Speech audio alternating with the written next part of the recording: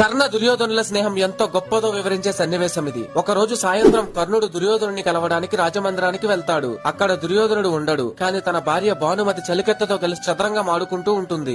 కర్ణుని చూసిన భానుమతి నమస్కరించి స్వాగతం పలికి కూర్చోమని చెప్పి చలికెత్తతో కలిసి చదరంగం ఆడుతూ ఉంటుంది. కర్ణుడికి కూడా చదరంగం అంటే చాలా ఇష్టం. దాంతో చలికెత్త వైపు కూర్చుని చదరంగాన్ని వీక్షిస్తూ ఉంటాడు. ఆ చలికెత్త సరిగా ఆడకపోవడంతో ఆమెను దిగమని చెప్పి కర్ణుడు భానుమతికి పోటీగా కూర్చుని ఆడుతూ ఉంటాడు. దాంతో కర్ణుడు తెలివితేటలకు వేసే ఎత్తులకు భానుమతి ఓడిపోయే స్థితిలో ఉంటుంది. వెంటనే దుర్యోధనుడు రాజమందిరంలోకి ప్రవేశించాడు. భానుమతి ఒక్కసారిగా మంచం మీద నుంచి దిగి నిలబడుతుంది. ఆట వ్యామోహంలో ఉన్న కర్ణుడు దుర్యోధనుడిని గమనించకుండా ఓడిపోతావని పారిపోతున్నావా భానుమతి అని రత్నాలతో ఉన్న వడ్డానమును పట్టుకుంటాడు.